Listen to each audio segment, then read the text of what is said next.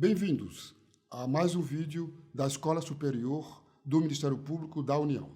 Eu sou Antônio Fonseca, subprocurador-geral da República e instrutor da escola.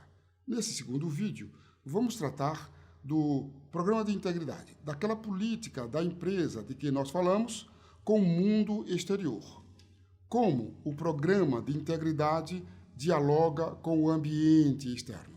A empresa, uma sociedade, não é isolada.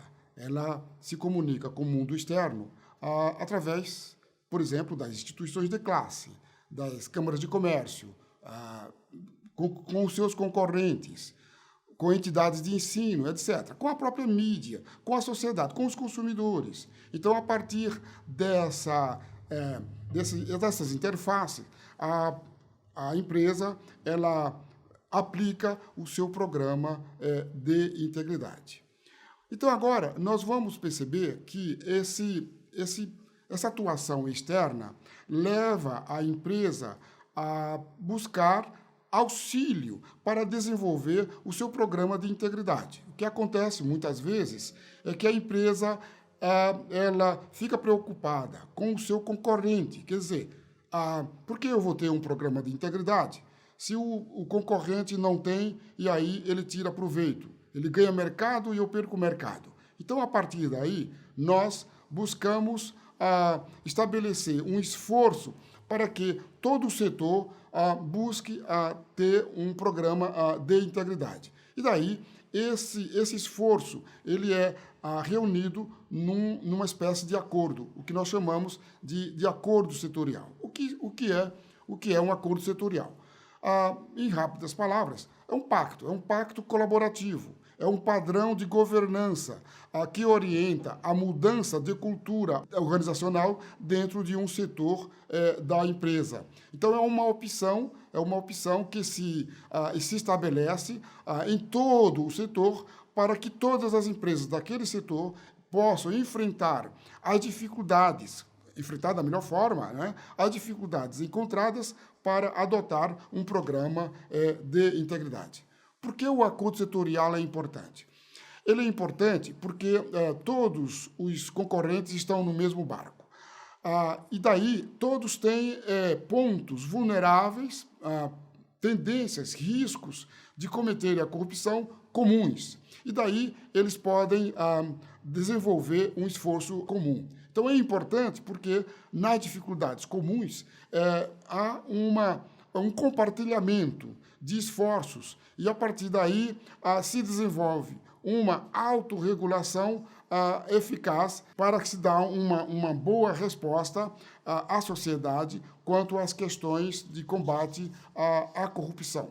A interação com órgãos públicos, ela é do dia a dia. Então, o acordo setorial também enfrenta esse problema. É importante porque a empresa ela busca também, não somente com seus concorrentes e com a entidade de classe, mas com os órgãos do governo, para melhorar o seu programa de integridade. Então, o acordo setorial ele é importante porque ajuda a empresa, dentro de um certo setor, isto é, as empresas, todas as empresas que pertencem àquele setor, a todas adotarem vamos dizer assim, condutas mínimas de combate à corrupção. Qual a estrutura desse conteúdo, qual a estrutura desse acordo? Geralmente, um acordo setorial, primeiro ele tem um conjunto de princípios, de objetivos, com os quais as empresas do setor se comprometem. O segundo elemento é uma política propriamente dita, um conjunto de condutas, um conjunto de pontos importantes que aquelas empresas vão definir, crucial, aquele conjunto, a fim de terem uma política bem semelhante, não é? O terceiro é uma compreensão de efetividade dessa política. As próprias empresas estabelecem o que é importante, como nós vamos desenvolver a eficácia dessa política. Essa eficácia vai depender muito dos tipos de riscos que todas as empresas comumente têm. Esse acordo ele desenha um tipo de governança, quer dizer, como esse acordo, não como um instrumento de negócio, mas como uma instituição privada. O acordo setorial, geralmente, ele gera uma entidade, um instituto, que vai congregar todos os interesses do setor e desenvolver uma forma de punir as próprias empresas associadas que venham a não cumprir aqueles compromissos adotados no acordo setorial. Que entidades? Quais são aquelas entidades que podem incentivar a formação de acordo setorial? Vamos imaginar quais os setores que podem ter interesse, que podem juntar empresas com interesses comuns. Primeiro, nós vamos ter aqueles setores regulados, transportes, a saúde, a telecomunicações, etc. Então, a partir daí, nós vamos identificar que as autoridades reguladoras podem sim ter um papel importante na promoção desses acordos de acordo setorial, não é? De ética e compliance. Os órgãos do governo, de um modo geral, são grandes compradores, os ministérios. Então, eles também têm um papel a cumprir, no sentido de organizar, de juntar essas empresas e ajudar a essas empresas a construírem uma genuína política de combate à corrupção dentro do próprio mercado, mas com um acompanhamento dos órgãos do governo. Que grupos de organizações empresariais poderiam ser incentivadas a entrar em acordo setorial? Primeiro, nós temos, por exemplo, as entidades, as associações de classe, as associações de empresas. Muitas organizações empresariais, elas têm entidades que desenvolvem um trabalho com essas empresas. Também você tem aquelas entidades, aquele conjunto de empresas que são agrupadas em torno de, por exemplo, as empresas que formam o Sistema Nacional de Produção de Energia e Inovação, de Produção Tecnológica e Inovação. Também organizações empresariais que se preocupam com o desenvolvimento da infraestrutura ou aquelas indústrias de base. Então, são várias entidades que podem se interessar, têm um papel para desenvolver essa política de integridade para todo o setor. E aí nós podemos incluir também as pequenas empresas, as médias empresas, aquelas entidades que agrupam essas empresas. Existe algum acordo setorial no Brasil em funcionamento? Eu conheço um acordo setorial, aquele acordo setorial, ética e saúde, que reúne os fabricantes de órteses e próteses, por exemplo, ou dispositivos médicos, tudo aquilo que nós implantamos no corpo humano. Os distribuidores desses dispositivos, também hospitais e planos de saúde. Então, existe um acordo setorial que começa a funcionar e a dar bons resultados.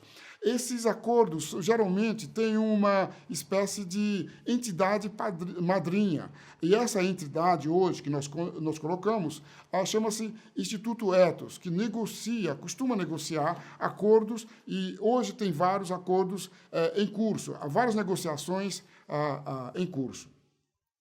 Quais as funções do Estado em face do mercado, isto é, quais as funções do Estado em que, ao desenvolver essas funções, a questão da corrupção pode aparecer.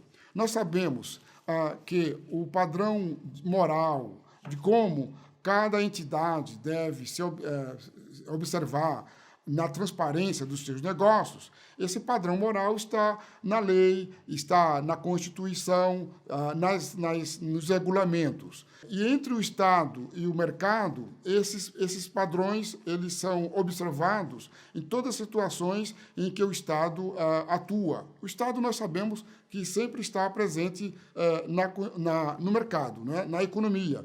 E o Estado pode estar presente como fomentador de uma atividade, por exemplo, a saúde, regulador da saúde, por exemplo, ou de um setor de telecomunicações. Também o Estado ele atua muitas vezes como investidor ou como arbitrador de situações. E também, finalmente, o Estado costuma atuar muito como comprador. O Estado compra cafezinho, desde cafezinho até serviço de saúde, desenvolve transportes, não é? A oferta de serviços de transportes em vários modais, etc. Então, em todas essas situações em que o Estado exerce as suas funções, aí existe uma possibilidade de contato com o mercado e, então, as situações de riscos acontecem. Então, os acordos setoriais eles estão muito concentrados, eles estão muito voltados para identificar, nessas situações de contatos entre o Estado e o mercado, os riscos à corrupção. Como podem ser cultivadas as relações público-privadas orientadas pela ética e integridade? Esse é um ponto muito importante que nós devemos desenvolver com muito cuidado. É importante que haja canais de colaboração entre a iniciativa privada e os órgãos do governo. Isso é fácil de você criar e manter isso. Se não houver um canal de colaboração, o mercado ele desenvolve um acordo setorial, mas não tem com quem falar, com quem se comunicar no governo. É importante também que haja diretrizes da parte do governo de como essas relações podem ser desenvolvidas, não é? A construção compartilhada de pactos, não é? Entre o mercado e os órgãos do governo também. Também como você delinear a avaliação da qualidade dessa relação. Hoje você tem, por exemplo, a ISO 19600, que é um conjunto de diretrizes, e também tem agora uma norma que vai ser lançada em breve, ainda este mês, que nós estamos construindo, criando, para ser uma referência para a certificação da qualidade do programa de compliance individualmente ou no âmbito setorial. E, por fim, é importante que os órgãos de controle possam repaginar a sua política ou as suas sanções para o mercado, de modo a incentivar que o mercado tenha a sua política de integridade. É perfeitamente possível se fazer isso na prática. Qual é a expectativa da sociedade a respeito da relação do infrator com os órgãos públicos? Essa relação entre o infrator e os órgãos públicos se dá, muitas vezes, no âmbito da repressão. No contexto de uma política de integridade, eu estou falando de uma política efetiva, o eventual infrator ele precisa se preparar para enfrentar as consequências do seu mal feito. Primeira expectativa da sociedade é que o infrator assuma as responsabilidades pelo mal feito, reconheça os seus erros, ele leve às autoridades os elementos da infração, para que a autoridade possa, nesse ambiente de colaboração, desenvolver uma apuração da infração que chegue e se aproxime ao real. E, ao final, por fim, o infrator ele deve negociar as sanções adequadas. É isso que se espera de um infrator que assumiu a responsabilidade de combater a corrupção dentro da sua organização. Qual o nível de colaboração hoje das autoridades na aplicação, por exemplo, do processo administrativo de responsabilização? Nós ainda estamos no início, porque o processo de responsabilização é algo novo que veio com a lei anticorrupção e ainda as autoridades estão aprendendo a lidar com isso. Então, o TCU ainda precisa ter uma percepção no encaminhamento do acordo de leniência, por exemplo. A CGU e o TCU precisam estabelecer uma melhor forma de colaborar entre si, e também a AGU, que está muito preocupada com a sobrevivência da organização organização infratora, ela precisa também refletir juntamente no âmbito da União, não é, federal, portanto, refletir como os conflitos aparentes devem ser superados. Esses conflitos existem. Quais são? Quais são os aparentes conflitos administrativos em torno, por exemplo, do acordo de leniência? Existe a possibilidade de infração, por exemplo, quando essa infração prevista na lei anticorrupção ou na lei da empresa limpa, não é, se sujeita a mais de uma esfera de apuração. A utilização de informações disponíveis na esfera do governo também pode gerar um problema de conflito. Mas tudo isso, aos poucos, estão sendo questionados e, certamente, o acordo de leniência busca resolver isso da melhor forma possível. Qual é o cenário atual das relações do mercado com os órgãos públicos no contexto do processo de responsabilização?